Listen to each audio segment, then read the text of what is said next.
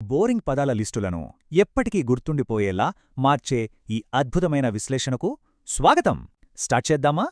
ఏబీసీడి ఇలా ఆల్ఫబెటికల్ ఆర్డర్లో పదాలను బట్టి పట్టడం చాలా కష్టం కదా. ఎందుకంటే కబేలాలు, పవిత్ర స్నానం ఇలా సంబంధం లేని పదాలన్నీ ఒకే చోట ఉంటే మన మెదడు కన్ఫ్యూజ్ అవుతుంది. అసలు ఎలాంటి కాంటెక్స్ట్ లేకుండా గుడ్డిగా చదివితే ఎంత వేగంగా చదివామో అంతే వేగంగా మర్చిపోతాం. మరి దీనికి సొల్యూషన్ ఏంటి?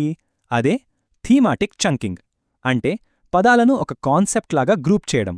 ముందుగా మొదటి థీమ్ మానవ స్వభావాలు. ఇవి ఎలా పనిచేస్తాయో చూద్దాం. ఎప్పుడూ పాజిటివ్గా ఉండే ఆప్టిమిస్ట్ను నెగటివ్గా ఉండే పెసిమిస్ట్తో జతచేస్తే సులభంగా గుర్తుంటుంది.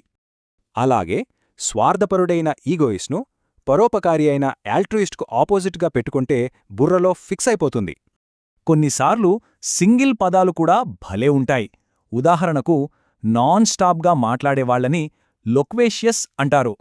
మరి అసలు మాట్లాడిన వాళ్ళనేమంటారు? Simple, reticent. చూసారా, ఆపోజిట్ పదాలు జతచేయడం ఎంత ఈజీనో. సరే, వ్యక్తుల నుంచి కాస్త సమాజం వైపు వెళ్దాం. ఇక్కడే మన రెండో థీమ్ ప్రభుత్వాలు, అధికార రూపాలు.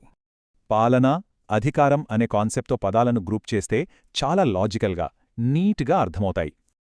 ఉదాహరణకు కేవలం ధనవంతులు చేసే పాలనను ప్లూటోక్రసీ అని, ఒక చిన్న గ్రూప్ చేసే పాలనను ఒలిగార్కీ అని అంటారు. అసలు ఈ ప్రభుత్వాలేవీ లేకపోతే ఏమవుతుంది? అదే అనార్కీ, అంటే దేశంలో రూల్స్ లేని అరాచక పరిస్థితి అనమాట.